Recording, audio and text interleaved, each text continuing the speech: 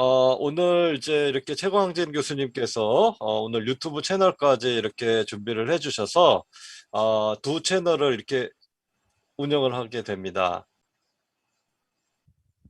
네, 그럼 발표 할까요? 시작해 주시죠. 네. 제가 오늘 글이 전에 조직신학론중에 발표한 글이긴 한데요. 아마 좀 낯선 내용들이 좀 있으실 것 같아서 PPT로 따로 작성을 했습니다. 그래서 그 내용 공유하면서 PPT로 이렇게 진행을 하도록 하겠습니다. 이 별로 그렇게 잘 써진 것 같지 않은데 발표에 다시 한번 이걸 볼 기회를 주셔서 감사하고요. 사실 요즘에 올림픽 저기 하는데 그런 생각이 들더라고요. 그러니까 스포츠 분야나 연예 분야는 세계를 목표로 이렇게 모든 걸 다 하고 있는데 한국 신학이라고 하는 것도 사실 굉장히 많은 리소스인데요.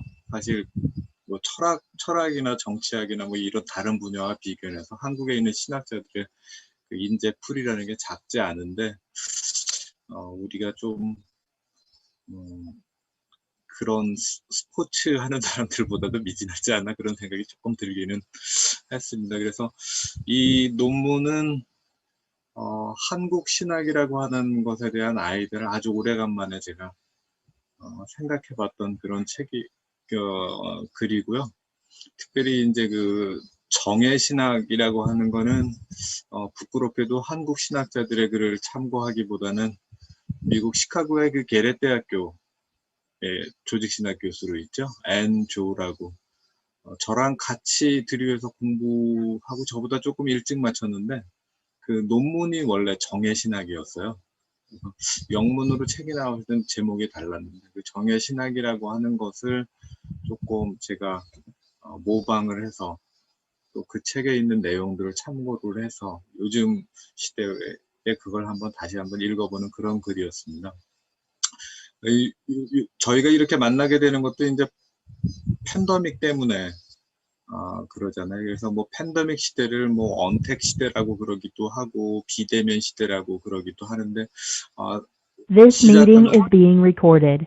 사족을 덧붙이자면 비대면 시대라는 말은 그냥 초기에 우리가 이거에 익숙하지 않을 때 그냥 사용하기는 괜찮습니다만 사실 엄밀히 말하면 좀 틀린 얘기입니다.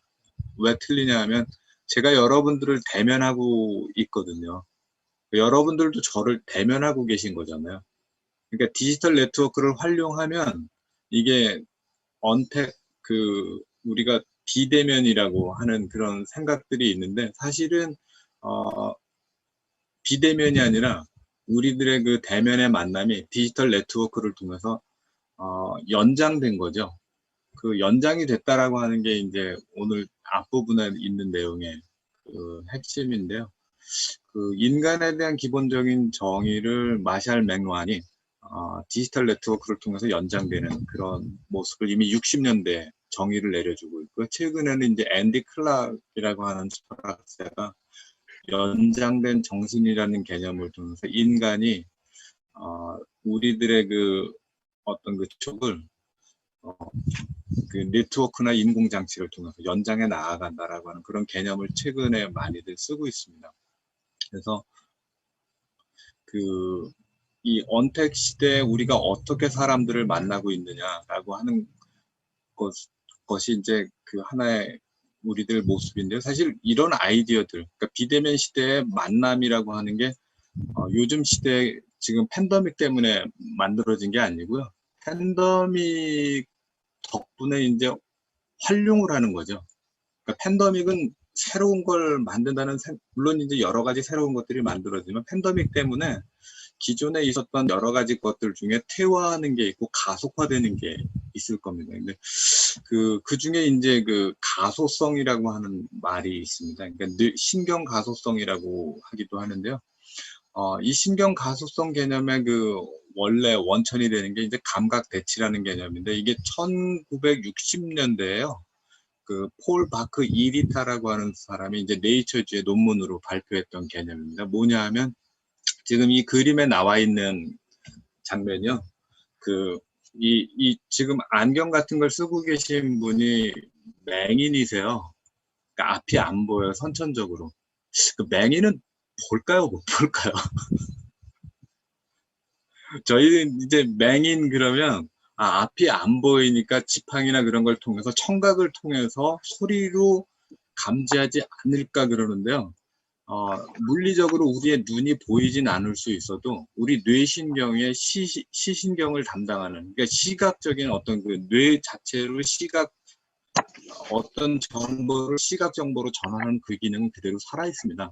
그래서 이제 선천적으로 맹인인 사람들에게 그 입에다가 이렇게 물고 그 안경을 썼는데 그게 카메라가 장착이 돼 있거든요. 그래서 안경을 통해서 들어오는 그 시각 대상들을 그 조그맣게 소형화된 컴퓨터로 전환을 해서 그 시각 정보의 대상들을 혀에다 무는 조그만 그 장치로 혀에다 물게 돼 있습니다. 그렇게 되면 어떻게 되느냐 하면 혀에다 문 진동 장치를 통해 가지고 시각 대상의 신호를 받으면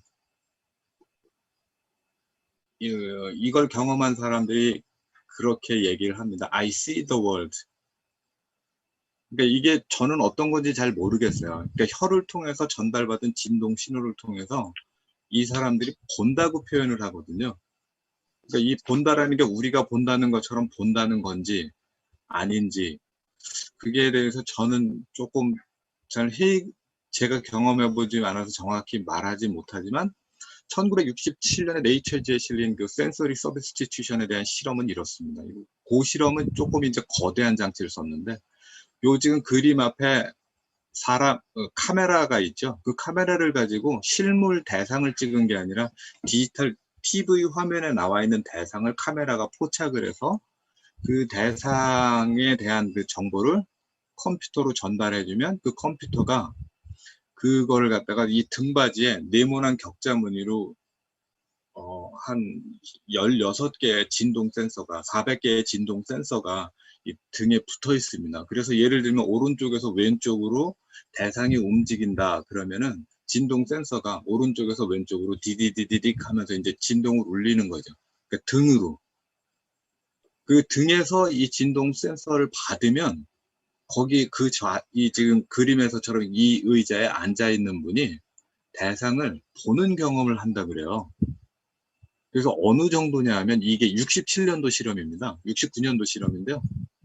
글을 읽고 얼굴과 음영을 알아보고 어느 물건이 가깝고 먼 것인지를 구별할 수 있을 정도까지 이게 감각이 됐다 그래요. 그래서 이게 이 실험의 별명이 감각 대치예요. 그러니까 우리들이 알고 있는 감각이라고 하는 거 있잖아요. 이 감각이 디지털 장비를 통해서 진동 센서를 통해서 혀나 등을 통해 가지고 등의 피부를 통해 가지고 우리들에게 시각 정보로 전환이 된다라고 하는 발견이었습니다. 그래서 이 피실험자는 이 진동 센서를 통해서 화면을 느끼는 게 아니고 실제 세계를 경험한다고. 그래서 이제 누군가 카메라를 향해서 공을 던지면 이분이 맹인이거든요. 근데 맹인인데 그 카메라를 향해서 공을 던지면 그게 자기가 맞는 것처럼 하면서 움찔하면서 피한다라고 하는 거. 그래서 이제 우리 두뇌 안에 있는 시각 정보로 변환하는 그 신경세포의 기제가 비록 선천적으로 맹인이니까 태어나서부터 이분은 시각 경험이 전혀 없는 거예요. 근데 그럼에도 불구하고 뇌 안에는 그게 살아있다라고 하는 것. 또 하나는 혀나 등의 피부를 통해서 그 시각 정보를 다른 방식으로 우회해서 전달받을 수 있다라고 하는 것. 그래서 이제 이 실험이 감각 대치거든요. 69년에 네이처지에 이걸 발표했는데 연구 결과는 한참 동안 무시됐죠. 왜냐하면 그 당시에 뇌과학이 전제하고 있는 뇌에 대한 기본적인 이해하고 맞지 않았어요. 근데 이제 이 바크 이리타라고 하는 사람의 얘기는 한 감각이 손상이 되면 다른 감각이 그것을 넘겨받는 감각 치환 과정이 발생한다. 그래서 맹인 실험은 신경계가 우리 눈에 있는 망막 대신에 카메라를 써서 보는 일에 적응할 수 있음을 보여주었다. 라고 이렇게 얘기해서 이제 이 바크 이리타가 이런 얘기를 했습니다. We see with our brains, not with our eyes. 그러니까 우리는 눈이 없으면 못 본다고 생각하잖아요. 근데 바크 이리타의 실험은 우리가 눈이라고 하는 몸의 어떤 그 기관을 사용하는, 정상일 경우에 사용하는 건 분명하지만 우리가 갖게 되는 시각적인 경험은 눈 때문에 이루어지는 게 아니라 뇌의 신경세포 간의 연결, 그 뇌의 신경세포를 통해서 이루어진다라고 하는 걸 이제 설명을 보여준 거죠. 그래서 그 예를 들면 이제 우리가 앞이 안 보이시는 분들이 시각 장애인이라는 표현을 여기서 저는 좀 일부러, 그러니까 요즘에는 그 어떤 그 장애를 가지신 분들을 조금 더 이제 좀 완화된 표현으로 쓴다고 시각 장애인으로 한다고 표현을 하는데 이럴 경우에 조금 오해가 생깁니다. 그러니까 저도 시각 장애인에 들어가잖아요. 엄밀히 따지면 제가 요새 돋보기 없으면 글을 못 보거든요. 그러니까 이런 것도 포괄하게 되면 굉장히 넓어지니까 혹시 오해가 있을까봐 일부러 맹인이라는 표현을 쓰는데요. 그러니까 선천적으로 앞을 보지 못한 분들이 이렇게 지팡이를 가지고 이렇게 두들겨서 앞을 보러 갈 때 우리는 통상 생각하기를 그러니까 지팡이 가지고 두드리는 청각신호로 세계를 파악한다, 소나처럼. 근데 이 바크 이리타의 시험은 그게 아니었던 거예요. 그래서 이 지팡이를 통해서 전달되는 그 촉각이 그 맹인이신 이 피실험자에게는 시각 정보로 변환이 돼서 그만의 방식으로 세계를 보고 있다라고 하는 거. 그것을 이제 이 실험은 보여줬습니다. 그래서 앤디 클락이 주장하는 건 뭐냐면 이 맹인의 지팡이는 연장이라는 거예요. 요즘에 그 앤디 클락을 소개하는 사람들이 이 익스텐션이라는 말을 자꾸 확장이라고 오역을 합니다. 익스펜션이 아니에요. 그러니까 내가 갖고 있는 주체가 그 정신이 확장이 돼갖고 다른 거를 포괄하면서 독재적인 자아가 되는 게 아니고요. 그러니까 예를 들면 맹인이신 분이 지팡이를 통해서 할 때는 이게 팔의 연장이잖아요. 그러니까 팔과 지팡이가 하나의 네트워크가 형성이 돼서 지금 정상인과는 다른 인지 시스템을 새롭게 형성한다는 의미에서 그 익스텐션이라고 쓰거든요. 그러니까 국내 철학자들 중에 오역하시는 분들이 굉장히 많습니다. 그러니까 정확한 거는 연장입니다. 데카르트가 썼던 말이기도 하고요. 그게 이제 그 몸에 대한 정확한 번역이기도 하고요. 그래서 이걸 갖다가 이제 후에 가소성 개념으로 발달하게 되는데요. 뇌 가소성 개념은 사실은 이 폴 바크 이리타의 아버지가 실제로 이제 중풍 환자셨어요. 그래서 그 중풍을 해서 저희 아버지도 그 뇌졸중 때문에 쓰러지셔갖고 그 다음에 이제 계속 한 몇십 년 동안 반신불수로 계셨는데 이 폴 바크 이리타의 아버지가 중풍으로 쓰러지셨어요. 쓰러지셔갖고 몸의 반쪽이 반신불수가 됐는데 이 폴 바크 이리타의 아버지가 조금 좀 속된 말로요, 좀 또라이 기질이 있으신 분이셨어요. 그래서 보통은 뇌졸중으로 해서 반신불수가 되면 어떤 분들은 포기를 하시거든요. 이제 정상으로 회복은 불가능하다. 근데 이 폴 바크 이리타의 아버지는 제 생각에 조금 또라이 기질이 있으셔서 난 정상으로 반드시 돌아간다 이렇게 믿고 운동을 계속 해갖고 완전히 회복하셨어요. 그 뉴욕 칼리지의 영문학 교수였는데요. 나중에 강의도 하시고 몸이 좋아지셔서 나중에 산학등반도 하시고 완전히 정상으로 회복이 되셨어요. 완전히 정상으로 회복이 되셨는데 그분이 이제 너무 산을 좋아해서 멕시코의 어느 고산지대를 갔다가 거기서 조난을 당해서 돌아가세요. 돌아가셨다가 이 시신을 시신 기증을 해놔갖고 캘리포니아에 있는 대학으로 이 시신을 가져와서 폴 바크 이리타가 의사니까 그 친분이 있는 친구 의사가 이 아버지의 시신을 기증받아서 해부를 하게 되는데 엄청난 일이 벌어진 거예요. 갑자기 친구가 이 폴 바크 이리타한테 전화를 했습니다. 빨리 오라고. 도대체 왜 그러냐? 야, 빨리 와, 무조건. 그래서 가서 딱 봤는데 아버지가 완전히 정상으로 회복된다고 그랬잖아요. 그래서 이제 모든 사람들이 그러면 뇌가 회복이 됐나 보다 이렇게 생각했어요. 근데 아버지가 돌아가시고 나서 그 시신 기증을 해서 했을 때 그 뇌를 해부해 보니까 뇌가 회복된 적이 없어요. 뇌 반쪽이 새까맣게 돼 있는 거예요. 그러니까 뇌 반쪽은 한 번도 회복된 적이 없어요. 그러니까 뇌졸중으로 쓰러지시고 뇌 반이 날아간 거예요. 뇌 반이 날아갔음에도 불구하고 이게 교수님이었다고 그랬잖아요. 나중에 강의도 한 2년 동안 더 하고 은퇴하셨거든요. 그러니까 반쪽짜리 뇌로 이전에 전체 뇌가 감당하고 있던 기능을 반쪽짜리 뇌로 완전히 회복을 한 거죠. 그래서 이때 이제 이 폴 바크 이리타가 플라스틱 시리, 가소성이라는 개념을 이제 도입을 해서 그 말을 했는데, 원래 가소성은 그렇게 어느 두뇌의 일부가 손상이 됐을 때 손상된 부분 빼고 나머지 부분이 그 손상된 부위의 기능을 떠안는 거를 가소성이라고 이제 그렇게 우리가 배우긴 합니다만, 원래는 사실 이게 그 뇌손상 때문에 오는 경우만 있는 건 아니고요. 우리가 태어나서 만 2세 정도까지 애들이 이제 공부를 하거나 경험을 할 때, 그러니까 왜 아이들이 이제 만 2세 동안에 뭐 이렇게 여러 가지 경험들을 하는데, 어떤 그 신경세포의 연결은 몸을 자꾸 활용하고 경험을 하면 그 신경세포 연결이 강화되고, 사용하지 않는 연결은 퇴화되고 하면서 각자만의 그 뇌의 그 구조가 이렇게 확립이 되거든요. 그러니까 그때를 원래는 이제 가소성이라고 이렇게 표현을 했었는데, 만 2세 정도의 이 가소성이 확립이 되면 그 다음에 뇌의 배선은 바뀌지 않는다고 생각했어요. 신체 기능이나 그런 게 고정이 된다고 생각했는데, 그러니까 이 폴 바크 이리타의 아버지의 경우는 우리 뇌는 죽을 때까지 고정되지 않는다. 그러니까 어떤 경험이나 학습이나 그런 걸 거치게 되면은 지금까지 발견된 것 중에 하나는 60이나 70이 연세가 넘으셔도요, 뇌세포는 새롭게 생길 수도 있다고 그래요.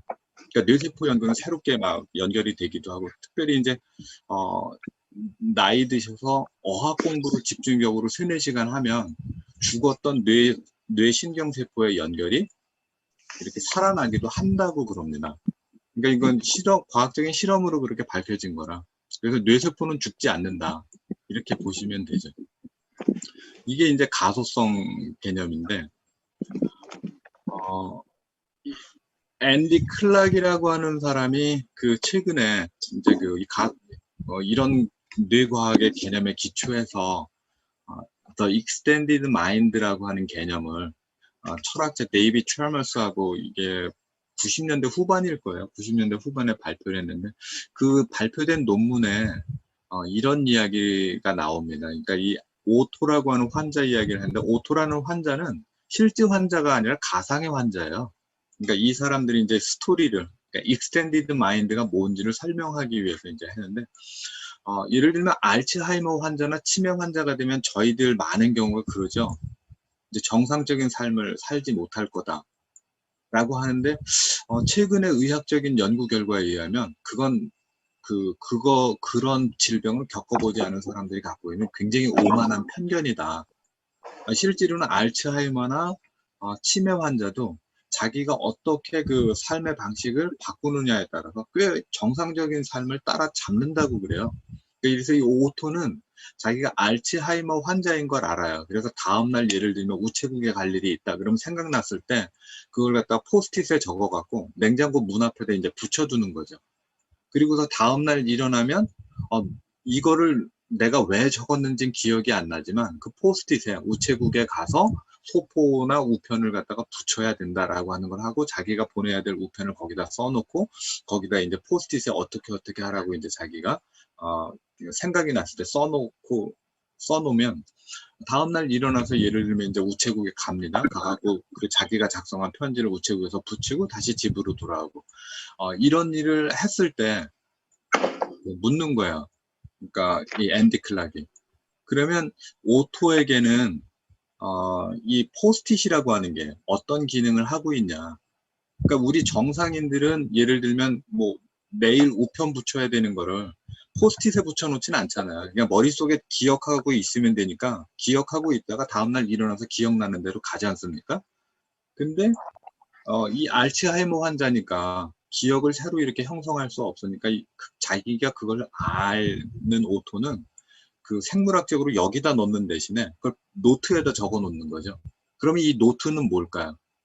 이 노트는 말하자면 외장 하드 드라이브 역할을 하고 있지 않을까요?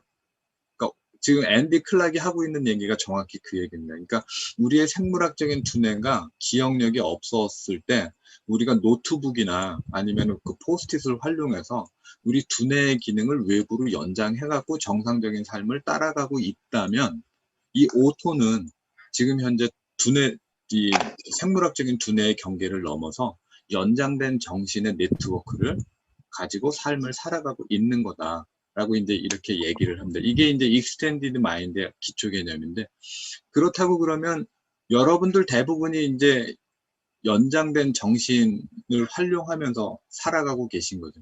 아마 제 생각에 선생님들 굉장히 훌륭하시지만 제 생각에 여기 교수님들 중에 전화번호 10개 외우시는 분 혹시 계신가요, 요즘에?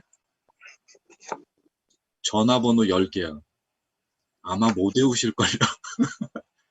근데 저희 때 옛날에 이 스마트폰 없을 때요. 선생님들 다 저기 뭐 전화번호 뭐 100개, 20개, 뭐 30개, 뭐 100개 이렇게 외우셨잖아요. 공중전화 있으면 거기 가고 할 때 어떤 사람은 뭐 수첩을 찾기도 했지만 대부분의 익숙한 분들은 수첩 없이도 뭐 수백 개 전화번호 외워서 바로바로 이렇게 하셨잖아요. 그러면 그 옛날에 공중전화 쓸 때보다 우리의 뇌가 퇴화한 걸까요? 앤디 클락은 그렇지 않다고 보는 거예요. 이거 여기다가 집어넣어서 외장 하드 드라이브를 우리 생물학적인 두뇌하고 연동을 해서 사용할 수 있는데 이걸 굳이 여기다 넣을 필요가 없는 거죠. 그렇다면 우리가 스마트폰 때문에 기억력이 감퇴하는 게 아니고 생물학적인 두뇌를 여기다 넣을 건 다른 걸 넣고 이 스마트폰과 두뇌의 기능이 연장이 돼서 우리가 좀 더 많은 것들을 활용하면서 살아가니까 그렇다면은 오늘날을 살아가는 우리들 거의 대부분은 야생의 자연에서 살지 않는 한, 문명사회에서 살아가는 한 모두가 연장된 정신을 갖추고 살아가는 셈이 되죠. 근데 오늘 이야기는 이 연장된 정신을 통해서 뭐 4차 산업혁명, 뭐 포스트 휴먼 시대, 호모 데우스 시대 여러 가지 말들이 있습니다. 근데 그런 시대에 대한 뭐 어떤 그 소개를 하는 게 아니고요. 근데 언택 시대를 딱 맞이하다 보니까 이 팬데믹 이후에 우리에게는 도대체 어떤 세상이 펼쳐질까라는 생각이 좀 들지 않으십니까? 대학 교육은 또 어떻게 변할까? 그 중에 하나가 우리가 디지털 네트워크를 통해서 사람을 만나는 게 익숙해지면 어떻게 될까? 그러니까 벌써 그 2학기 때요. 그 서울대는 대면 수업 뭐 대면 수업 할지 모르겠습니다. 대면 수업 하기로 했고 카이스트 같은 경우는 대면 수업 안 하기로 했고 비대면으로 하기로 했고 근데 재밌는 건 학생들의 반응입니다. 학생들이요. 대면 수업 한다니까 좀 싫대요. 그러니까 싫다는 반응이 의외로 많다고 그래요. 왜냐하면 이게 이제 벌써 디지털 네트워크를 통해 갖고 줌으로 수업하는 게 이게 또 나름대로 익숙해지고 편한 게 있거든요. 그런 게 있다 보니까 학생들이 이제 그러니까 그만큼 익숙해지는 거죠. 그러니까 우리가 이 디지털 네트워크를 통해서 언택 시대를 살아가서 여기에 익숙해지면 어떤 일이 벌어질까? 그게 이제 본 논문의 그 초점이었는데요. 이런 연구가 사실 팬데믹 때문에 연구가 이루어진 건 아니고요. 팬데믹 이전에 우리가 하고 있는 이 줌이라든지 아니면은 뭐 원격 강의라든지 아니면은 뭐 이런 방식이요. 팬데믹 때문에 발명된 건 아무것도 없어요. 팬데믹 이전에 우리가 그 기술을 갖고 있었지만 사람들이 강의를 이 화면을 통해서 들으면 조금 그렇지 않나? 수업은 좀 같이 모여서 얼굴 맞대고 해야 되지 않나? 그런 생각에 저희가 활용을 안 해왔던 거죠. 근데 팬데믹 시대가 되면서 이제 우리가 어쩔 수 없이 그것을 활용하고 적응하는 그런 시대가 됐는데 그런 시대를 예견하면서 쓴 건 아닌데 프랑코 베라르리는 그 신자유주의가 예를 들면 이제 전 세계를 공장화하면서 최초로 갖춘 게 바로 이 원격 시스템이에요. 공장을 원격으로 이제 하고 무인 결제하고 뭐 전자 결제 같은 시스템 같은 거 있지 않습니까? 그런 걸 갖추면서 전 세계를 네트워크로 연결해서 생산 기지로 만드는 그런 기술을 이미 만들어 왔죠. 그걸 갖다 베라르디는 기호 자본주의라고 이렇게 표현을 했는데요. 사실 요즘 우리들이 그렇죠. 네트워크에 직접 접속하고 일하고 살아가는 시대. 그러니까 요즘 시대의 노동자는 공장에서 나사를 조이지 않습니다. 일단 우리 시대의 노동자들은 출근하면 컴퓨터를 켜죠. 그래서 뇌신경을 접속하고 그때서부터 이제 일이 시작이 되는데, 그러니까 4차 산업혁명 뭐 막 얘기하면서 3D 프린팅이나 뭐 사물 인터넷을 통해서 사람들이 뭐 막 이렇게 될 것이다 어쩌고 저쩌고 막 그런 핑크빛 얘기들이 많지만, 사실 인터넷 처음 개발됐을 때 이미 그거 했던 얘기들이거든요. 우리가 인터넷을 통해서 재택근무를 하게 되면 우리가 더 많은 여가 시간을 사용할 것이다 라고 하는 그런 얘기를 많이 했는데, 팬데믹 시대 때 우리가 겪어보니까 어떻습니까? 그거 다 죄송합니다. 속된 말로 구라가 됐다는 걸 아시겠죠. 그러니까 디지털 네트워크를 활용하면서, 우리가 카톡을 활용하면서 사람들과 연락이 굉장히 촘촘해진 것도 있지만, 이제는 카톡을 활용하고 이 디지털 네트워크를 통해서 뇌신경을 직접 네트워크에 연결해서 노동하는 우리 시대에는 출근도 구애받지 않지만 아울러서 동시에 퇴근도 없는 그런 시대가 된 거죠. 그래서 노동자의 신경이 항상 이 스마트폰이나 인터넷을 통해서 오는 그거에 대기 상태로 온이 되어 있는 거죠. 그러니까 옛날에 공장에 다닐 때는 공장일 아무리 힘들어도 퇴근 시간 되고 나면 집에 가갖고 가족들하고 놀거나 여가 시간 하면서 이렇게 여가가 분리됐잖아요. 노동과 여가. 근데 디지털 네트워크를 통해서 우리의 일을 재택 근무라고 하면서 마치 노동자의 삶이 편해질 것처럼 얘기했지만, 사실은 편해진 게 아니라 일이 이제 가정으로 확장이 되는 그런 상태가 된 거죠. 그래서 우리들의 그 뇌신경이 쉬지 못하고 있고요. 그리고 디지털 네트워크로 쏟아지는 정보의 양은 생물학적인 두뇌가 감당할 수 있는 양을 넘어선 지 이미 오래됐죠. 그래서 우리 시대에 불면증이 늘어나는 거, 우울증이 늘어나는 거, 분노가 늘어나는 거, 묻지마 폭행이나 테러, 총기 난사, 이런 등의 그 여러 가지 현상들이 감정적인 불균형으로 인해서 초래되는 것들을 베라르디는 지적을 합니다. 그것이 왜 그러냐?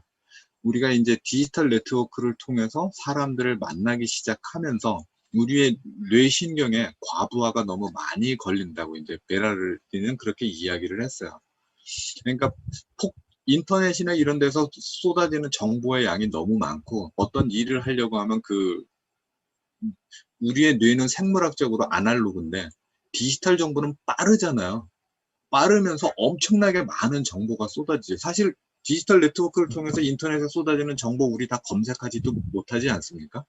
그러니까 생물학적인 컴퓨터가 아무리 빨라져도 생물학적인 뇌가 감당할 수 있는 속도가 있는데, 그걸 갖다가 이제 직접적으로 네트워크에 연결해 버리니까 과부하가 걸리는 거죠. 그러니까 과부하가 걸린 상태에서 뇌는 완전히 번아웃이 돼갖고 아무것도 할 수 없는데 일은 해야 되니까 요즘에 그 노동자들이 많이 복용하는 게 프로작이 되는 거죠. 그러니까 이 프로작을 많이 복용하는 사람들이 이제 금융가에 증권 중개사들 이런 사람들. 근데 이 프로작을 복용하게 되면 이 탈진으로 인해서 우울증 상태에 빠진 사람에게 일종의 약간 이렇게 그 억압된 감정을 풀어주는 그 효과를 갖는다고 그래요. 그런데 우리가 이제 예를 들면 이제 승자 독식의 세계에서 약육강식의 자본주의 시스템에서 말하자면 뭐 공정한 경쟁이라고 그러지만 그 승자도 있고 패자도 있지만 그 패자들이 뭐 개인적으로 뭘 잘못해서 루저가 되는 건 아니잖아요. 그냥 그렇게 된 것도 있죠. 근데 거기에서 쌓여진 우울증이나 분노나 좌절감이 프로작을 복용하게 됐을 때 어떻게 될까? 이걸 꽉 억누르고 있었는데 프로작이 갑자기 누르고 있는 감정을 싹 풀어주게 되니까 그것이 이제 조절돼서 풀어지는 게 아니고요. 엉뚱하게 풀어지는 거예요. 그래서 이제 뭐 묻지마 폭행이라든지 인터넷에서 댓글 같은 거 보면은 그 우리의 행동이 굉장히 폭력적으로 되는 걸 저희가 경험하잖아요. 아니 정상 멀쩡해서 얼굴 보고 말할 땐 사람한테 그렇게 얘기 못 할 거예요. 근데 댓글에는 왜 그렇게 험한 말들이 직설적으로 노골적으로 그렇게 쏟아질까? 그것이 이제 그 프랑코 베라르디에 따르면 이 기호 자본주의의 시스템에서 착취당하는 우리의 신경계가 과부하가 걸려서 그렇다. 그 근본 원인을 이제 베라르디는 이렇게 설명을 합니다. 감수성과 감성의 분열. 그러니까 우리가 얼굴을 보고 만났을 때는 오감을 통해서 제가 여러분들 만나거든요. 근데 디지털 네트워크를 통해서 만나게 되면 두 가지 정보만 활용합니다. 그러니까 시각과 청각만 활용하죠. 그러니까 촉각이 활용이 안 되고요. 후각도 안 되고. 그리고 또 하나가 뭐 있죠? 어쨌든 그 오감 중에 시각과 청각만 활용하게 되는 거죠. 그러니까 이 어떤 일이 벌어지냐면 감수성, 그러니까 센시빌리티는 이제 베라르디의 구분이긴 하지만 감수성은 제가 상대방을 보고 그 사람의 상황을 이해하고 공감할 수 있는 능력이에요. 그리고 센시티비티라고 하는 거는 그 사람이 우리의 뇌신경을 통해서 들어오는 정보를 처리할 수 있는 능력. 그러니까 디지털 화면으로 보면 제가 죄송합니다. 제가 이호갑 교수님 제가 이렇게 보고 있으면 이호갑 교수님이 앉아 계신 그 화면을 제가 정보 처리는 해요. 근데 디지털 네트워크를 보기 때문에 교수님이 지금 어떤 상황에 있는지, 어떤 말씀을 하셨을 때 이게 어떤 맥락에서 되는 건지, 뭐 하는지 그런 게 전달이 안 되는 거죠. 그래서 감수성과 감성이 분열되면서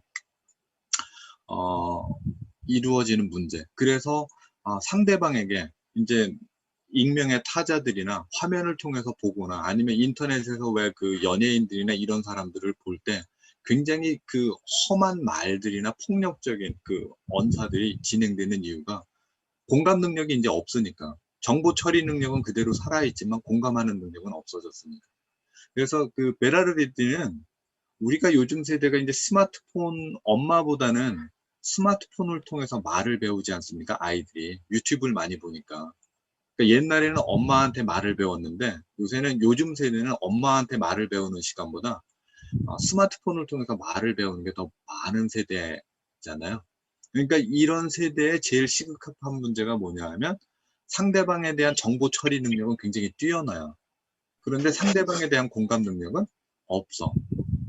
그러면서 이제 약이 되는, 그러니까 우리가 어떤 그 분노나 우울함이나 어떤 그 좌절감이나 그런 걸 느꼈을 때 그 감정, 그 분노의 감정을 발산하는 출구가 아무 곳이 돼버리는 거죠. 그래서 서로 상대방을 악마화하고 그리고 비난하고 헐뜯고 그런 일에 익숙해지는 감정의 출구를 찾아야 되니까. 그 마샬 맥루하는 논문에는 안 써 있는 얘기인데 마샬 맥루하는 미디어의 이해라는 60년대 나온 책에서요. 그 이러한 시대의 문제를 자가절단이라는 개념을 썼습니다. 오토 앰퓨테이션인데요. 오토는 여기서 자기라는 말이고요. 앰퓨테이션은 절단하는 문제인데 이게 원래 뭐 철학적인 개념이 아니고요. 그 생리학적인 개념입니다. 그래서 그 인체에 어떤 그 이물질이 침입했을 때 그 신경계가 이 이물질을 인체에 침입하거나 아니면 인체의 일부를 어떤 그 충격이나 사고로 인해서 자기 자신의 신체의 일부인데 이거를 갖다가 타인으로 인식하는 거예요. 그래서 우리의 그 중추신경계가 우리 그 침입한 그것을 자기로 인식하지 않을 때 그것을 이렇게 스스로 절단해내는 그 생리학적인 과정을 오토 앰퓨테이션이라고 이렇게 표현을 했거든요. 근데 마샬 맥루한이 이제 뇌신경이 우리가 전지구적으로 확장되어서 우리의 중추신경계가 모든 것과 연결된 시대이니까 우리들 시대에는 내가 모든 사람과 같이 연결된 같은 우리가 된 거죠. 문제는 뭐냐면 생물학적으로 우리의 중추신경계가 이렇게 빠른 시간 안에 급속도로 과학이 발전해서 전 세계적인 네트워크망을 갖춰진 이 정보의 망에 우리의 센트럴 너브 시스템이 적응을 못하는 거죠. 그래서 우리가 이렇게 하나로 연결이 돼서 우리 모두가 한 인류가 이렇게 인식이 돼야 되는데 너무 많은 정보들이 한꺼번에 쏟아지다 보니까 센트럴 너브 시스템이 우리로 연결되어 있는 그 모든 타자를 우리와 연결된 우리와 같은 사람으로 보는 게 아니라 우리와 분리된 타인으로 인식하게 되면서 그 타인들을 심리적으로 자가절단하고 그 타자들을 향해서 악마화시키고 그들을 갖다 표적화시키고 공격하는 그런 일들이 집단적으로 문명의 곳에 여러 군데서 일어난다 라는 이런 일들을 60년대에 이렇게 예고를 해줬어요. 우리 사회, 지구 전체적으로 그런 일들이 되게 많죠. 그러니까 국내적으로 하다 보면, 이거는 뭐 제가 찬반의 얘기가 아니고요.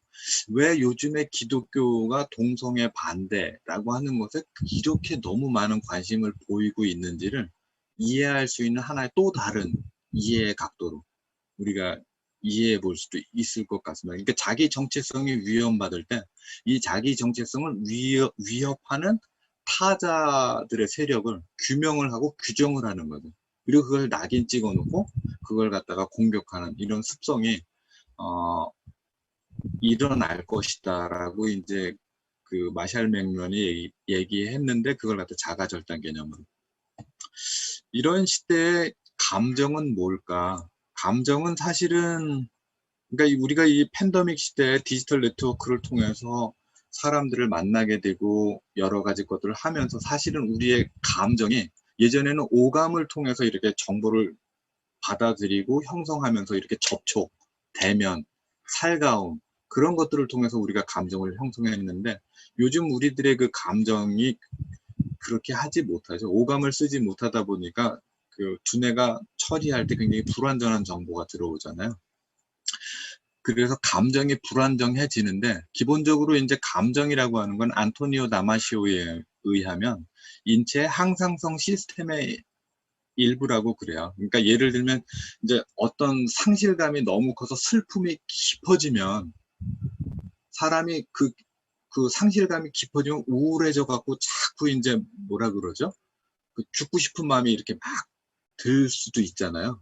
그랬을 때 감정의 항상 시스템은 그 상실감에 젖어 있는 그 사람이 살게 하기 위해서 그 슬픔과 좌절에 대한 카운터, 그러니까 반대 감정, 그러니까 즐거웠던 거, 흥겹고 신나는 거, 이런 것들을 떠올릴 수 있는 창조적인 상상력을 자극하는 시스템을 갖고 있다 그래요. 그래서 이 유기체가 너무 슬픔에 극단적으로 빠져서 죽지 않도록 이렇게 해주는 기능이라고 이렇게 설명을 하는데, 그 최근에 그 한국적인 감성을 설명할 때, 우리 예전에 그 한류로 신학하기 그 작업을 하셨던 문화신학에서 할 때 그 하셨던 분들이 하겠지만, 최근에 이제 한국적인 감성을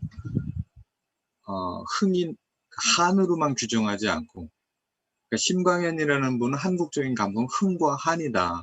그리고 신은경이라는 사람은 흥과 한과 무심이다. 뭐 이렇게 했는데, 일단 흥과 한을 설명하는 그 심광현이라는 분의 설명이 이렇습니다. 그러니까 한은 원망과 슬픔의 감정이 접해서 오장육부까지 곰상근 정서, 그것이 펼쳐지고 풀리면서 역동적으로 고양되는 기쁨의 정서가 바로 한이다. 그래서 한과 흥은 음과 양의 관계처럼 프랙탈하게 맞물려 있다. 그래서 너무 한이라고 하는 것에 깊숙이 빠져갖고 좌절과 방황과 우울감에 빠지지 않게끔 우리 집단의 감정적인 소셜 이모션이라고 하는 건 흥의 기제를 또 갖고 있어서 너무 거기에 빠져서 디프레션이 되지 않게 흥겹게 일어나고 신나게 재밌게 놀 수 있는 그런 것들을, 이 두 개의 감정이 짝을 이루고 있다. 이렇게 이제 그 심광현이라는 분이 기술을 해주셨어요. 근데 안토니오 다마시오가 감정을 설명하는 그 감정의 항상성이라는 게 이것과 정확히 같거든요. 용어는 다르지만. 그래서 우리가 생각할 때 이 팬데믹 시대에 우리가 지금 가장 많이 필요로 하는 감정의 정서가 제 생각엔 어줍잖게도 정인 것 같아요. 우리가 이제 한국적인 정이라고 그러잖아요. 근데 아쉽게도 심광현이나 신은경은 한국적인 정서를 하면서 가장 한국적인 정서라고 할 수 있는 정을 거기에 넣지를 않았어요. 왜 그랬을지는 뭐 상상이 가긴 하지만, 어쨌든 흥과 한으로 심광현은 받고 신은경은 흥과 한과 무심으로 받고, 그런데 제 논문의 요지는 우리에게는 정이 필요하다. 근데 뭐 정에 신학해갖고 무조건 정이 다 좋다 이건 아니고요. 흥과 한이 균형을 이루고 있는 것처럼 신은경이 말하는 무심의 정서가 작동을 하려면 정의 정서가 있어야 한다라고 하는 그런 얘기입니다. 그러니까 정의 온정주의나 인정의 문화로 과도하게 잘못 흘러갈 때 무심의 초탈성은 그 정의 과도함을 바로잡는 역할을 할 거고, 반대로 무심이 너무 냉정하고 기계적인 관계를 배태하면 정은 인간다움의 삶의 풍토를 만들어내는 역할을 하면서 우리 개인이나 아니면 우리 한 사회의 감정적인 균형을 유지해주는 그런 기능을 하지 않을까라고 생각을 해봤습니다. 그래서 그 자본주의 시대라고 하면 약육강식의 시대라고 그러는데, 사실 그건 다윈의 진화론을 너무 과도하게 자본주의적으로 적용한 거고요. 제 생각에 생명은 내추럴 셀렉션, 자연 선택이 아니라 내추럴 플레이, 자연 놀이이지 않을까? 그래서 우리 자연이라는 말이 말 그대로 이렇게 풀어놓으면 셀프 소인이라고 이렇게 할 수 있잖아요. 그래서 우리 시대에 정말 필요한 게 이 풍류의 놀이 문화가 아닐까. 그래서 예전에 유동식 교수님이나 이런 분들이 풍류 신학 가지고 우리가 한국적 신학을 전개해 주셨는데, 이 팬데믹 시대 아니면 포스트 팬데믹 시대에 우리가 다시 한번 한국적 신학의 기여를 우리가 찾아보자면 이 정의 신학이라고 하는 걸 우리가 다시 한번 생각해 볼 수 있지 않을까. 근데 여기서 뭐 정의 신학이라고 하는 것을 우리가 구상하려면 일단 가해자 피해자의 이분법, 그러니까 우리들의 감정이 분출될 때 누구를 갖다가 이제 가해자로 규정하고 누구를 피해자로 해놓으면서 막 이렇게 한쪽을 막 이렇게 나누잖아요. 혹은 승자와 패자를 나눠놓는 이분법. 그러니까 정의 신학이 가능하려면 이 이분법의 틀을 넘어가야겠죠. 그렇지만 그럼에도 불구하고 시시비비를 흐리지 않고 정명, 그러니까 원래 동양에는 정의 개념이 없었다고 그래요. 우리 문화의 정의 개념에 가장 가까운 개념이 정명인데, 군군 신신 부부 자자, 그래서 왕은 왕답게, 신하는 신하답게, 아비는 아비답게, 자식은 자식답게, 그게 이제 정명인데, 그 정명을 무분별하게 만들지 않고, 그러면서도 어떤 가해자는 또 어떤 시스템의 피해자일 수 있다는 생각. 그래서 우리가 온전한 우리를 다시 재구성해내는 그런 어떤 힘? 그래서 에로스와 아가페의 이분법을 넘어서는, 그러니까 승자와 패자가 우리의 삶에는 언제나 함께 간다. 그러니까 승자와 패자가 나눠져서 그걸 갖다 분노의 정치로 변환시키는 그런 것이 아니라 이 정의 힘으로 우리들이 약육강식과 승자 독식의 그런 삶을 조금 끈끈하게 만들어 갈 수 있는 그런 신학이 필요하지 않을까. 그래서 엔조가 자기 논문에서 이런 용어를 썼습니다. 정의라고 하는 것은 sticky justice, 그러니까 끈끈한 정의이다 라고 이렇게 썼는데, 이런 면에서 이제 정의 신학이 조금 더 필요할 것 같습니다. 죄송합니다. 제가 시간을 보니까 얼핏 정신없이 한 10분 정도를 또 오버한 것 같습니다. 송구합니다. 들어주셔서 감사합니다. 네, 감사합니다.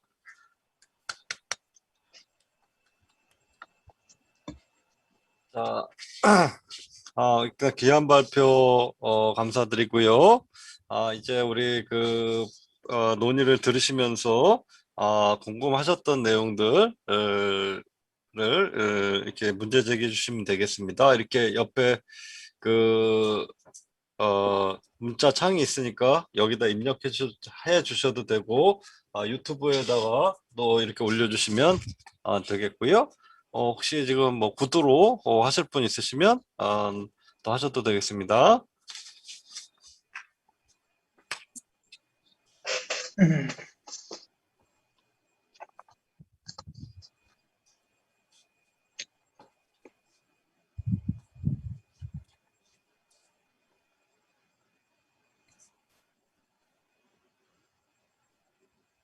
네, 제가 한번 질문을 네. 하셔가지고 우리 박일춘 박사님 좋은 강의 잘 들었고 또 수고해 주셨는데, 너무 침묵이 또 길어지면 머쓱해질까봐 마지막에 좀 정과 정의, 사실은 좀 이제 우리 그 우리말 뉘앙스로는 연관이 되는 건데 정과 정의 하면 뭔가 좀 연결이 되는 것 같지만 이제 그 한자어로 보면 또 서로 좀 다른 용어고 그렇죠. 우리가 네. 그렇죠. 흔히 그렇게 잘 연결하지 않았던 부분인데 그 뒤쪽에 이제 그런 부분을 좀 해주셨는데 그에 대한 좀 보충적인 설명을 좀 정하고 정의하고 좀 너무 멀지 않나 이런 생각이 여전히 저는 좀 있거든요. 그래서 그 네, 부분이 맞습니다.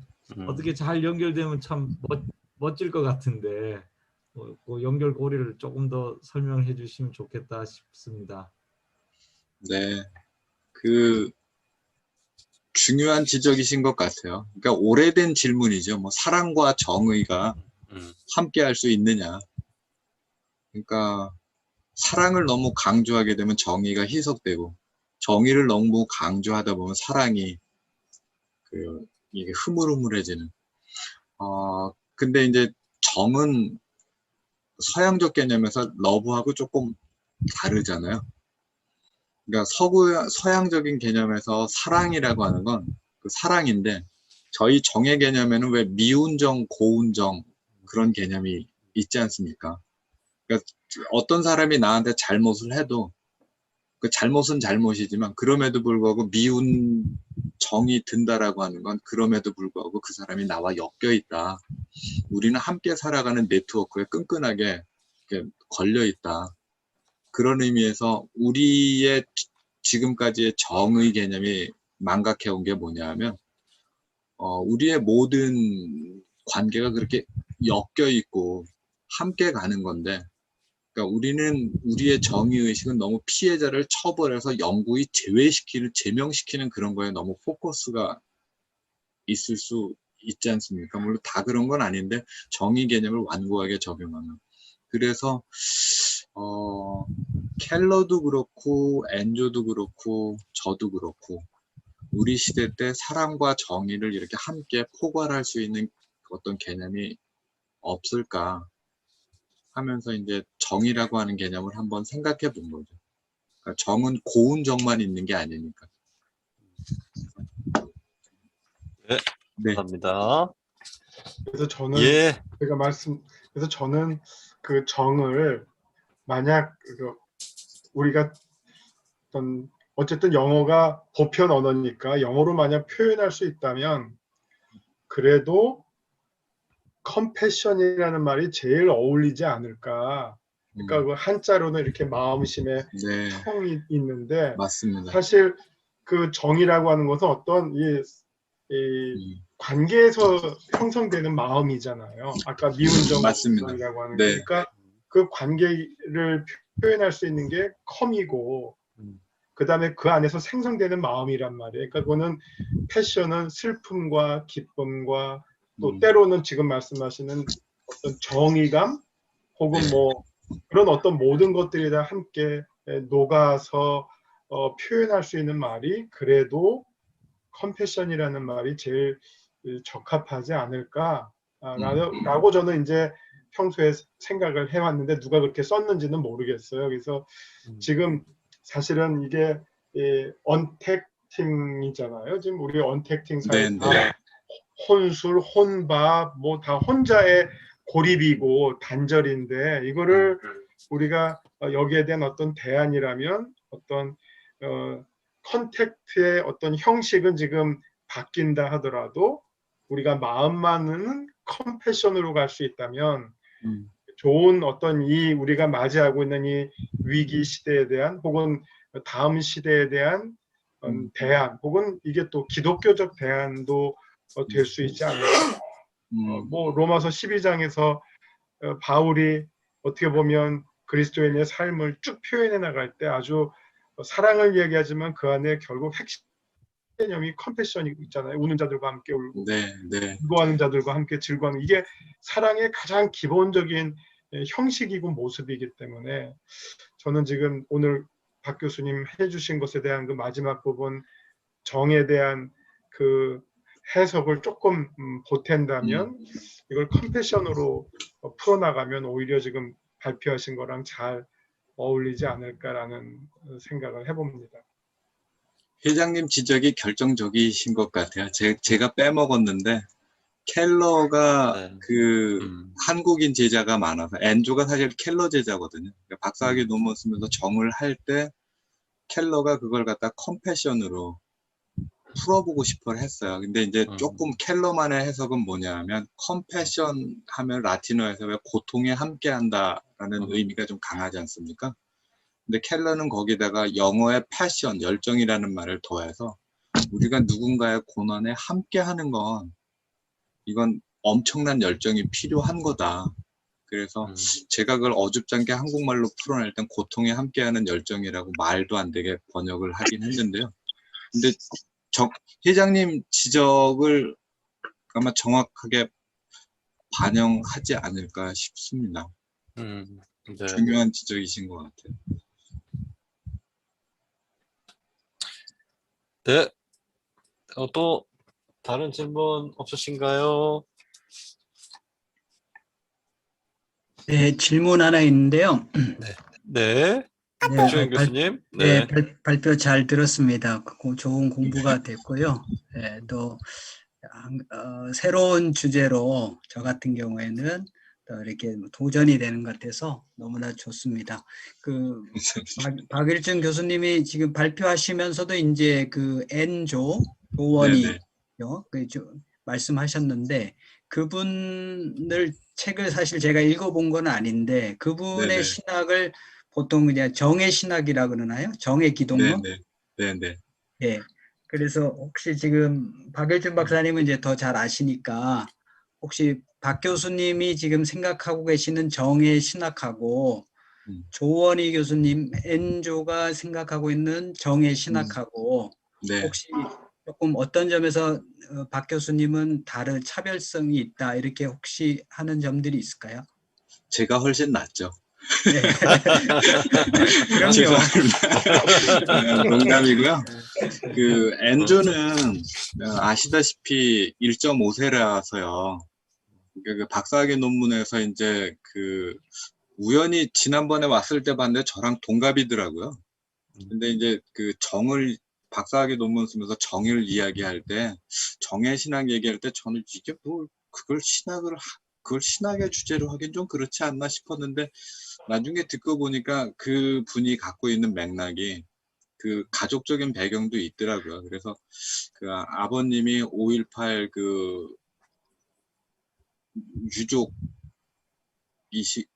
유족 대표신가 봐요. 유족이라면 아니다. 아무튼 5.18 때 어려움을 겪으셨다 미국으로 이민 가셔서 거기서 이제 하시는 분인데 그런 가족사와 연관해갖고 하면서 한국적인 정의 개념이 그러니까 교포 세대로서 느끼는 어떤 한국인에 대한 정의라는 개념을 조금은 이민 생활의 맥락에서 이해하고 계신 측면이 좀 커요. 근데 제가 생각할 때 정은 아까 말씀드렸다시피 정의 신학만을 주장하는 게 아니라 우리의 사회적인 감정은 제가 다마시오의 연구가 맞는 것 같아요. 감정이라는 거는 이게 언제나 우리가 살아갈 때 균형을 이룰 수 있도록 할 수 있는 전체 항상성 시스템하고 연결이 돼 있는 것 같아요. 그래서 한의 정서가 있으면 반드시 그것을 보완하는 흥의 정서가 있고 좀 객관적이고 냉정하고 어떤 객관적인 그런 정서가 강하면 그걸 갖다 끈끈하게 또 말해주는 정의 정서가 있고 그래서 우리가 한국적인 신학이나 한국적인 감정의 신학을 얘기할 때 이 감정 상태의 균형을 고려하면서 해야 된다고 저는 생각을 해요. 그래서 그 점에선 전혀 맥락은 다르지만 제가 엔조를 인용하는 이유는 우리가 한국 신학에서 정의 신학을 한 번도 얘기하지 않았는데 1.5세가 거기 가서 한국적인 정의 신학을 가지고 이렇게 주제화 시켰다는 점에서 기여를 인정하고 싶은 측면이 좀 있어서 인용을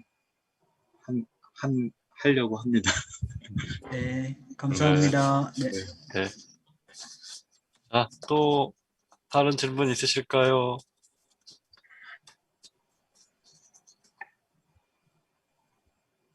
네, 이관표 교수님. 예, 네. 안녕하십니까. 안녕하세요. 유튜브로 보다가 질문 너무 하고 싶어서 좀 급하게 해야 됩니다. 예, 너무 잘 들었고요. 박일준 교수님 말씀은 항상 새로운 것들을 소개시켜 주셔서 항상 놀라게 하고, 특히 자연놀이라고 하는 그 개념을 듣고 저는 굉장히 깜짝 놀랐고, 그런 것들에 좀 더 흥미를 좀 가지게 됐습니다. 제 질문은 다른 건 아니고요. 어떻게 본다면 언택트 시대라든가 또 언택트 시대를 가능하게 했던 뭐 4차 산업혁명 전이라도 이 전후에 있었던 여러 과학 기술들이 이렇게 발달이 되었고, 꼭 코로나 때문이 아니더라도 저희들이 이제 언택트를 하게 된 이유는 사실 우리 시대가 그 어느 때보다 몸에 대한 것들에 대해서 더 이상 의미를 부여하지 않기 때문이 아닌가. 그러니까 가장 욕망과 욕정에 가깝지만 또한 동시에 몸이라는 게 사실 존재하는지 존재하지 않는지까지도 의심하는 그런 시대이기 때문에 이 언택트가 자연스러워지고 또한 혼자만이라고 하는 것이 어떤 문화적으로 잡아가고 있는 이때에 갑작스럽게 이 몸과 가장 가까울 수 있는 오감, 감정, 정이라고 하는 것을 신학적 담론으로 끌어들이셨습니다. 그래서 그 박일준 교수님 쓰셨던 글들도 계속 봐가면서 굉장히 흥미롭게 따라가면서도 항상 제가 느꼈던 의문점들은 신학이라는 것이 항상 어쩔 수 없이 가야 되는 이 시대적 흐름을 자꾸 과거에서 자꾸 저항하고 막고만 있는 건 아닌가. 그러니까 지나가 버린 더 이상 우리에겐 큰 의미가 없을 수 있는 그런 고전적인 이야기들을 자꾸 갖고 와서 시대는 자꾸 앞서가는데 야, 너 잘못된 거야. 그거는 좀 이렇게 정이라고 하는 옛날 걸 가져와서 감정을 가지고 와서 좀 너희들 좀 쌀벌하지 조금 다독거려줘야 돼 라고 하는 그런 뒤처지는 이야기들을 혹시 하고 있는 게 아닌가. 이게 어떻게 보면 이 보수적인 어떤 생각들 또 혹시 젊은이들이 보면 꼰대라고 부를 수 있는 그런 이야기들을 통해서 앞서서 쭉 가고 있는 흐름들을 자꾸 붙잡지는 않는가라는 그런 염려들이 들더라고요. 그러니까 학생들을 강의하면서도 우리 신학이 그리고 우리 인문학이 과연 이들과 함께하고 있는가에 대해서 항상 걱정했는데 이 주제와 관련해서 우리가 감각, 정의라는 이야기를 꺼낼 수 있는 그런 정당성이 있을까? 과학기술 시대. 그런 걸 다시 한번 여쭤보고 싶었습니다. 신학, 정말 철학적인 질문이신 것 같아요. 중요하고 그 생각하지 못했던 측면을 담은 질문인 것 같고요. 제 생각에 뭐 그럼에도 불구하고 답변을 드리자면 제 생각엔 기독교는 영지주의가 아니잖아요. 영지주의를 이단으로 뭐 그 교리사는 되게 뭐 복잡하고 정치적이지만 그러나 결론적으로 놓고 뭐 왜 하나님은 이 땅에 육신으로 내려오셨을까? 그러니까 성육신의 기본 개념, 그러니까 우리가 기본적으로 영지주의의 기본적인 상상력이 그런 거 아닙니까? 그러니까 전능하신 하나님이시라면 뭐 이렇게 악한 세상에서 뭐 복잡하게 하실 필요 없이 그 전능함을 활용해서 구원받을 사람들을 딱 뽑아가지고 이렇게 딱 올리시면 간단하거든요. 근데 그러지 않으시고 내려오셨잖아요. 이게 우리가 기독교가 믿고 있는 신앙의 기본. 왜 그러셨을까? 아까 그 회장님 지적해 주셨다시피 컴패션이라는 게, 그러니까 왜 고통받는 자와 함께 할까? 그러니까 고통받는 자가 정의롭기 때문만은 아닐 거예요. 그러니까 고통받는 자가 뭐 하다 보면 아픈 사람들과 함께하는 게 참 힘들지 않습니까? 그 삶이 어려워지면 사람의 마음과 감정이 부서져 가고요. 막 그 삐뚤어지고 삐딱해지고 모든 걸 갖다가 막 이렇게 분노로 말을 하게 되고. 그러니까 사실은 그 고통받는 사람과 함께 한다는 게 말하자면 지금까지 진보 신학이나 그런 거 할 때는 그들에게 정의를 회복시켜 준다는 말을 쓰기는 했는데 한편으로는 망각한 게 사실 그런 것 같더라고요. 삶이 어려워지면 제일 정말 어려운 게 뭐냐면 마음이 산산이 부서져 버린 거예요. 마음이 이미 갈기갈기 찢어갖고 누가 뭐라고 해도 그게 고지고대로 안 들려. 모든 세상이 나를 저주하는 것 같고 모든 세상이 나를 갖다 반대하는 것 같고 그런 게 이제 정말 무서운 거죠. 그런 마음을 회복시켜 줌이 없이 도대체 정의라든지 구원이라든지 도대체 뭐가 가능할까? 이건표 교수님 그 지적이 굉장히 중요한 지적인 것 같아요. 우리는 언제까지 그렇게 따라가기만 해야 될까? 그 비판을 굉장히 중요한 지적 같아요. 그러니까 현대의 어떤 과학적인 담론이나 아니면 철학적인 담론을 갖고 와서 할 때 그것들을 갖고 오는 건 따라가기 위함은 아닐 것 같고요. 그러니까 시대의 상황에 맞게 우리가 신학적으로 필요한 것이 무언지를 파악하기 위해서 이제 또 신학의 주체성을 발휘해야겠죠. 그러니까 아마 이관표 교수님 말씀대로 그렇게 이제 그렇게 하고 있느냐, 그거는 이제 저에게 아마 계속 평생 동안 제가 이게 붙들고 있어야 될 중요한 질문이고 비판일 것 같습니다. 예, 좋은 질문 감사합니다. 네, 지금 참가자 중에 우리 박영범 교수님께서 우리 채팅창에다가 질문을 지금 올리셨거든요. 그래서 질문을 한번 보시고 답변을 좀 주시면 감사하겠습니다. 네, 네. 저도 지금 채팅창 읽었는데요. 음, 정은 조금 그 컴패션하고 뉘앙스가 상당히 다르다는 말씀이신 것 같아요. 그래서 컴패션은 고통이나 악의 공감, 어려움에 당하는 고통에 함께하는 그런 어떤 체험적인 측면이 강하다면, 정은 가해자에게도 피해자에게도 악한 사람에게도 이게 때로 인정이라고 바뀌어가지고 악용되고 남용될 그런 저기도 많지 않습니까? 그래서 이제 무심이라고 하는 그 한국적인 정서, 그러니까 신은경이 말한 무심과 정이 서로 이렇게 대립적인 균형을 이루어야 된다라고 이렇게 생각을 하는데요. 또 하나 생각은 컴패션이라고 하는 측면도 신학적으로 굉장히 중요하지만, 또 하나가 컴패니언. 그 컴패니언이 라틴어로 쿰파니 타스에서 오지 않습니까? 그 원래 뜻이 빵을 나누는 사람이잖아요. 동행자라고 하는 뜻도 있지만, 동행자라고 하는 건 언제나 빵을 같이 나누는 사람. 그러니까 컴패션이라고 하는 건 우리가 삶에서 우리가 신학적으로 이렇게 삶을 같이 여정을 하면서 고통을 당하고 어려움에 처해 있는 사람과 함께 해주는 것도 중요하지만, 그걸 동정심이 아니고 우리가 함께 길을 걸어가는 사람으로서 같이 빵을 나누면서 나누어 갈 수 있는 측면도 있는 것 같아요. 그래서 컴패션하고 컴패니언은 사실 되게 중요한 개념인데, 이 두 개념이 이제 서구적 개념에서는 연관은 되어 있지만 좀 분리되어 있지 않습니까? 근데 제 어줍지 않은 상상력이긴 한데, 우리가 정이라고 하면, 그러니까 우리가 함께 살아온 정이라고 하면은 그 두 가지 말을 이렇게 뭐 두 개의 말을 대체한다는 게 아니고 두 개의 말을 좀 매개하는 한국적인 개념이 될 수 있지 않을까. 저는 좀 그런 생각을 좀 해보기는 했습니다. 대답이 충분하지 못한 것 같긴 한데요. 네, 감사합니다. 네. 이제 혹시 한두 분 더 질문하실 게 있으시면 하시고 일단 마무리하는 걸로 그렇게 진행하도록 하겠습니다. 혹시 정대경 교수님? 예, 네, 역시 상당히 어렵고 새로운 죄송합니다. 주제들과 내용들을 이렇게 싹 엮어주시는 걸 보면서 정말 많이 배웠습니다. 간단한 질문 하나인데요. 교수님께서 10페이지에 이미 구분을 하시긴 하셨는데, 감정과 느낌, 이모션과 필링. 네네.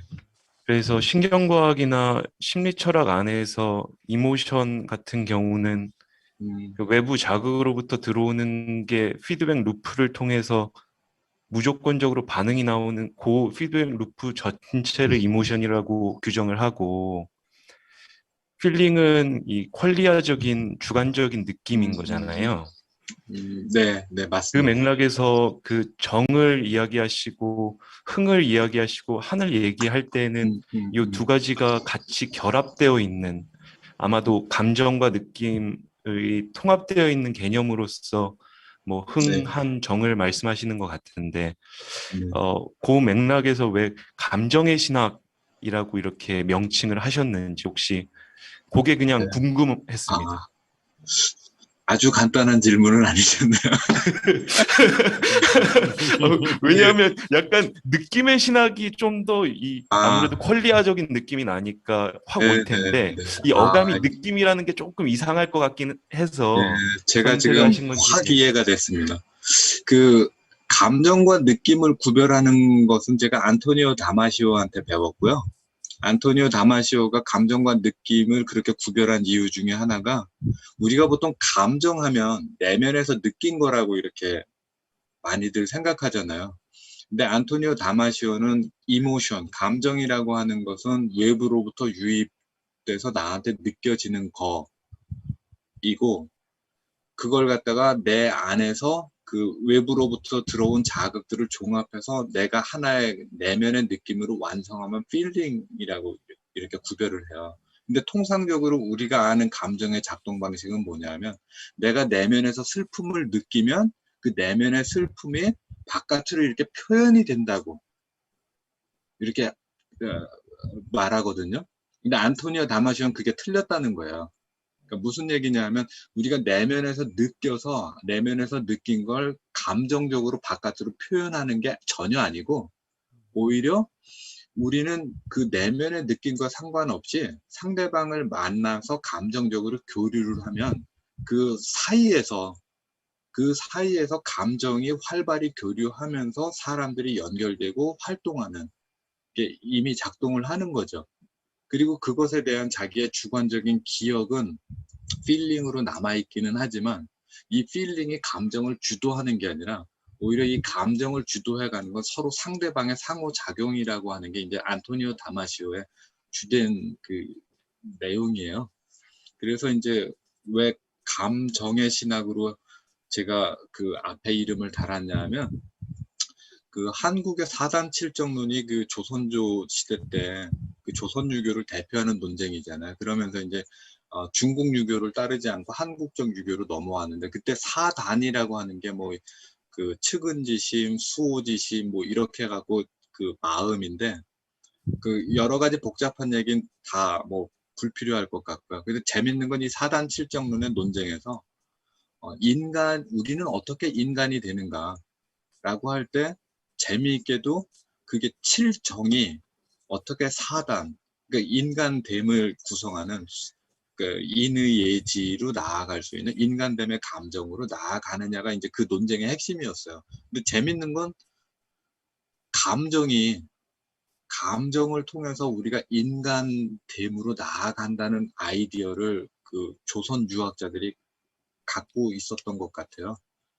그러니까 제가 하고 감정의 신학이라고 얘기할 때에도 그 감정이 그러니까 어떤 주관적인 감정 내면에서 느꼈던 걸 외부적으로 표현하는 그런 거라기보다는 저희들이 살아가는 모든 곳에 감정의 흐름이 있는 것 같아요. 그 감정의 흐름을 통해서 우리 서로가 함께 인간이 되고 우리 서로가 함께 더 좋은 사회를 만들 수도 있고 그러니까 그 감정을 우린 너무 개인의 내면의 차원에서만 고려하는데 제 생각할 때 흥, 한, 무심, 정이라고 하는 감정을 고려할 때 우리는 이제 감정을 개인의 감정도 있지만 소셜 이모션이라고 하는 차원에서 정의 신학을 구성해야 되지 않을까라고 하는 제 개똥 철학이라고 그래야 될까요? 제 주관적인 이해가 생각이었습니다. 예, 감사합니다. 네. 자, 마지막 한 번 더 질문하실 거 혹시 있으실까요? 네. 네, 이제 질문이 더 없으신 것 같은데요. 자, 우리 간단하게 우리 총무님 그 광고 혹시 있으시면 광고 부탁드리겠습니다.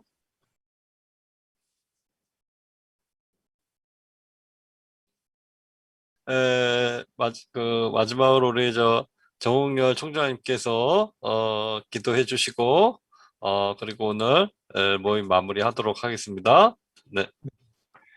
하나님, 저희가 이렇게 참 뜻하지 않은 어려운 시대를 살고 있습니다. 그러나 또 이런 어려움 가운데서도 또 주님께서 저희들에게 또 이 어려움을 헤쳐갈 수 있는 지혜와 또 새로운 문명을 또 허락해 주심을 감사드립니다. 우리 주님께서 허락하신 것들을 저희들이 또 잘 활용하게 하시고 또 우리가 활용하고 있는 내용들을 또 신학적으로 올바르게 성찰하게 하셔서 참으로 이 시대에 필요한 건강하고 또 길을 보여줄 수 있는 신학을 저희들이 잘 준비하여서 하나님 나라와 주님의 교회와 주님의 백성들을 귀하게 섬길 수 있도록 하나님 인도해 주시옵소서. 오늘 귀한 논문을 발표해 주신 우리 박 교수님 주님 축복해 주시고 하시는 연구 사역과 가르치시는 사역 위에 주님 은혜를 더하여 주시옵소서. 우리 학회가 모일 때마다 더욱더 활발하게 연구하고 도전하고 격려하는 창조적이고 또 주님의 사랑과 은혜가 넘치는 귀한 학회로 하나님 늘 새롭게 인도해 주시옵소서. 우리 학회를 섬기는 주의 귀한 일꾼들 위에도 지치지 않도록 주님께서 새 힘과 새 영을 더하여 주시옵소서. 오늘 귀한 모임을 이끌어 주신 주님께 감사와 찬송과 영광을 올려드리며 예수 그리스도의 이름으로 감사드리며 기도 올립니다. 아멘. 아멘.